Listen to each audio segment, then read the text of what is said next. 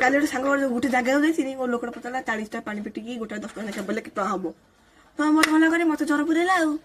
ପାଠ କଥା ଶୁଣିକି ପାଠ କଥା କହିଲେ ମତେ ଜ୍ୱର ପୁରେଇଲା ତୋର ପୁରା ପେଳି ପେଳି ତାପରେ କଣ ହେଲା ତାପରେ ମୁଁ କଣ କରିବି ପିଜା ପିଜା କହିବି ପୁରା ପଳେଇନି ଓ ମିଛରେ କହିଲୁ ପିସା ପିସା ଗଜା ପିଜା କହିବି ପଳେଇନି ଆଉ ତାକୁ ଦେଖା ଦେବିନି ମାନେ ମତେ ଜ୍ୱର ପୁରେଇଲା ଆଉ ପଚାରିବ ପାଠ ପଚାରିବ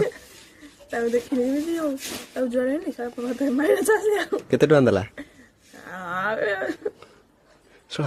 କହିଲା କେତେ କଣ କହିଲା 40ଟା ପାଣି ପିଟିକି 10 ଟଙ୍କା ଲେଖା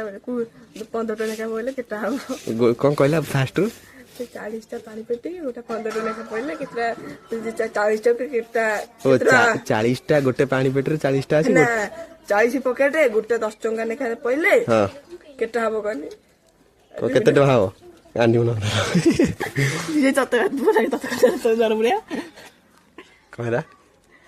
ତୋ ବାପା ଆଗରୁ 10 12